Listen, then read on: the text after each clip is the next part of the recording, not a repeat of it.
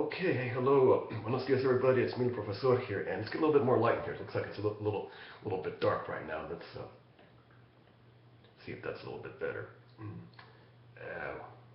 Brighten it up a little bit more. Okay, I think that'll work. All right, well, hey, good morning, buenos dias, everybody. It's me, Profesor, and now we're going to finally start the process of getting all the Daughter of Fortune stuff going. So we're going to get into more and more of all the specifics. First off, I just wanted to mention I had a chance to go down to Old Town in San Diego yesterday, and I visited the McCoy House, which was a replica of the home that had housed James McCoy, who was an immigrant from Scotland, and he was one of the early sheriffs in San Diego County. I think toward the late 1850s, early 1860s. So right around the time of the Civil War period. So thankfully, my colleague Professor McMeekin, she's with his department too.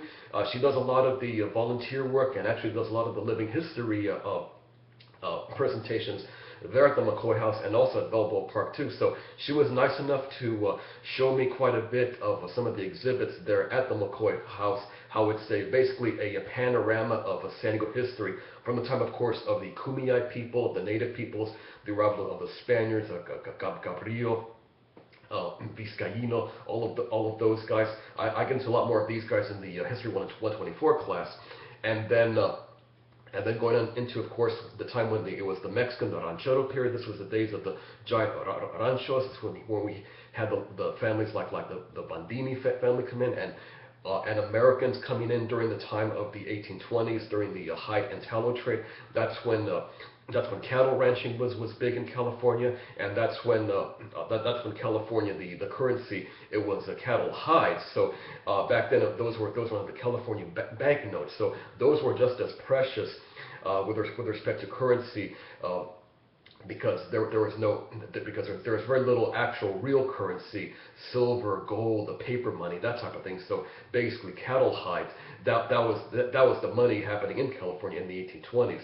And then the McCoy House also has depictions, of course, of the U.S.-Mexico War, the theater of war here in San Diego County, and then, of course, the 1850s when the U.S. period begins to set in, and then culminating with the railroads, and then on into the tail end of the 19th century. So the museum's history, in essence, essentially ends at the end of the 19th century, beginning of the 20th century. But what Professor McMeekman showed me was she showed me a little bit of the holds of the ships. That is, what the interior of a ship may have looked like in terms of the material, the goods that were being taken from the East Coast to San Diego, as merchants from Boston, from New Haven, Providence, Philadelphia were making their way into San Diego in the 1820s. So a lot of things that you showed me seem to correlate perfectly with some of the items that Allende talks about in Daughter Fortune. So I took a lot of photos. I took something like 60, 65, maybe upwards of 70 photos. So I'm going to use some of those photos to in essence, help make up my model or my mock-up and try to recreate what Valparaiso in Chile looked like, that is the docks in Chile looked like in the 1850s. So I'm going to look through all of that, and over the weekend I'm going to see which photos work and go over to Staples, Office Depot, see what they can do for me in terms of making posters, blow-ups, reproductions, whatever they can do for me, and I'll definitely tell them that, hey, I have a teacher's discount card, so whatever you can do for me to get me a bit of a cut rate, maybe 10, 15, 20%, maybe 20% might be pushing it, but I'll see what kind of a deal I can get, and then probably within the next couple of weeks I'll begin to start putting together my diorama, so to speak, and then start the process of my video. And of course, later on, once we get going further in the readings of Daughter Fortune, then I'll have more details in terms of how you're to structure your video.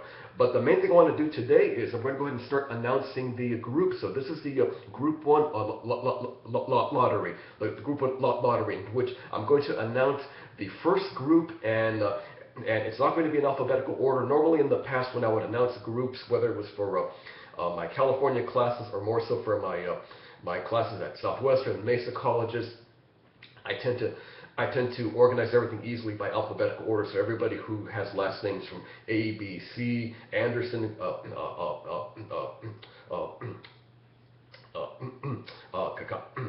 Carson, Daly, so forth. Those names get into group one, and then likewise everyone toward the end of the alphabet: Williams, Cepeda, Young, and so forth.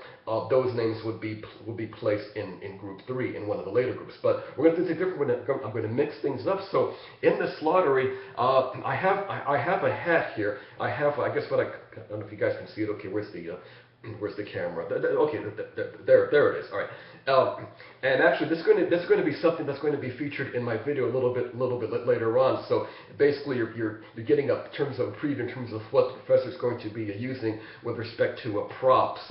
So much like Professor McMeekin and her colleagues at the McCoy House who dress in the time period, I'm essentially going to get into the character too when I present my video. So basically, it's like a sneak preview of what's going to be coming down the pipe. But what I did is I've got everybody's names, the entire class, in strips of paper.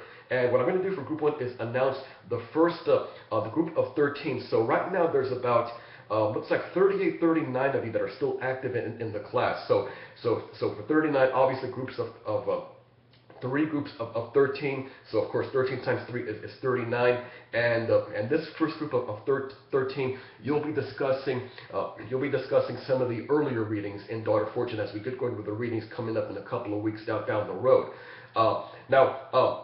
There are a few names, there are a few individuals in the class who haven't shown any activity for about the last 10 days, week and a half, 2 weeks. So for those of you in that category, you're not eligible in the lottery right now because I don't know what your status in the class is. So if any of you who are listening and you know you haven't been active in the class for at least 10 days, that's a week and a half, let me know immediately. Let me know what the situation is, because if you're not showing activity, then obviously I don't know if you're going to stay in the class, and I'm going to be inclined to drop you. But if you're in that category, that is, you've missed somewhere in the average of say 10 days, upwards of 14, 15 days, let me know. Let me know what you want to stay in the class, and I'll get you in the lottery for groups of 2 and 3. But again, if you're in that category, let me know immediately. But everyone else has been active in the class, so if you've been active, if you checked in today, yesterday, within the past 2 or 3 days, 4 days even, that's fine. You're eligible for the lottery. So without further ado, everybody, let's go ahead and let's find out who's going to be in group 1. So I'm going to call 13 names, and I'll post in the general forum who's going to be in group 1. Likewise, I'll have other lotteries in the next couple of days for groups 2 and 3. So let's go ahead and meet group 1. And to do this, of course, I want to make sure I don't peek. Just grab the first name here. Okay, so first off, the first name in group 1 is Pedro Sáenz. So Pedro, you're going to be in group 1. Okay. All right, Pedro, there you go. All right, here's the second name for group 1. Okay, we have Ali, Ali Cavallino. So Ali, you're in group 2. So Ali and Pedro, you two are in group 1. Let's get the third name. Okay, here we go. And we have Paul Gaudillo. So Paul, you're also going to be in group 1. All right, here's the fourth name for group 1.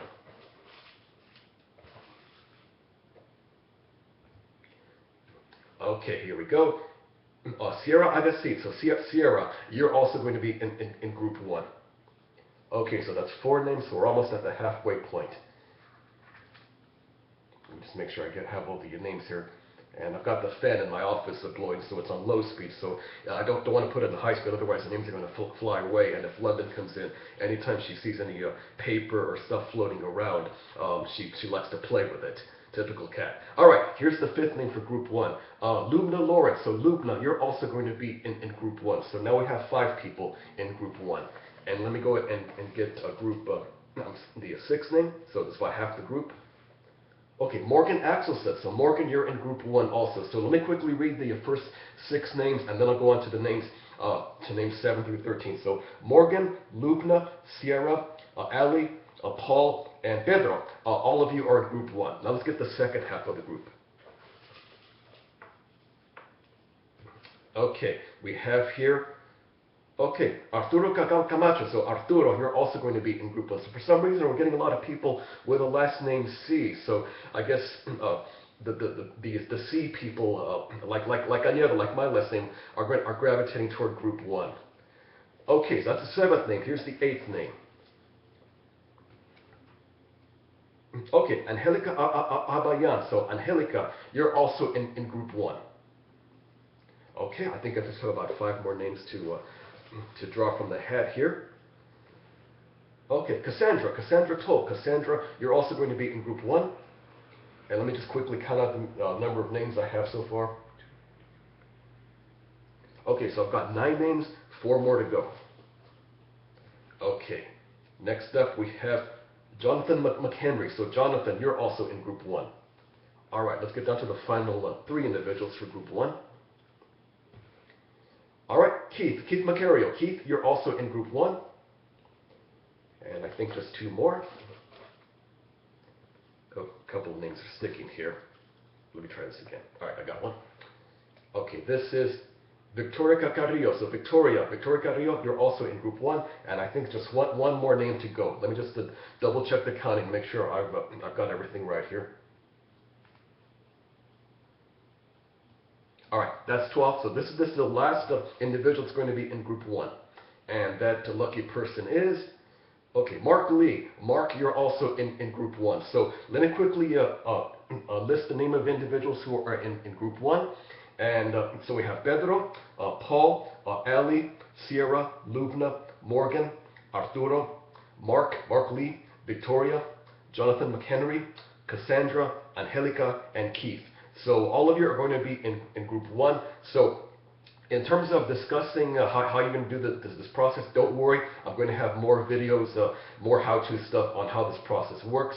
And in terms of the actual discussion process, what you need to do, how you're going to talk about the different aspects and elements of Daughter Fortune, I'm going to work on that. I'm meeting actually with one of the technicians from the San Diego district.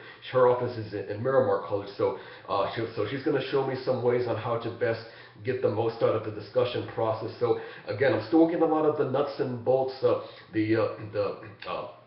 the moving parts, so to speak, before we really get going on this. But at this point in time, I definitely want to make sure that I start announcing the groups. So group one is set. I will list all the names in the general form, and for tomorrow, I'll announce both groups 2 and 3. So after I announce who's in group 2, then of course everyone who's left in the hat is going to be group 3. So that's it from here.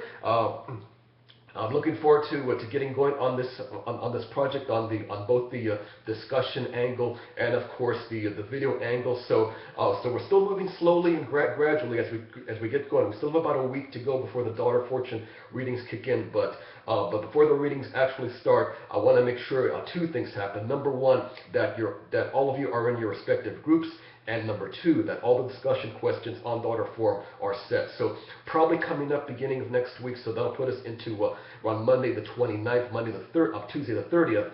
All the discussion questions will begin to appear in the discussion forum section, and then the week after that takes us into October 6th. Then we'll finally get going with the discussion part of this giant, ambitious Daughter Fortune project. So that's it from me. That's it from the office. So I'll come back again tomorrow and announce groups 2 and 3. So that's it from the French Valley home office. You guys take care, and I'll talk to you guys again tomorrow.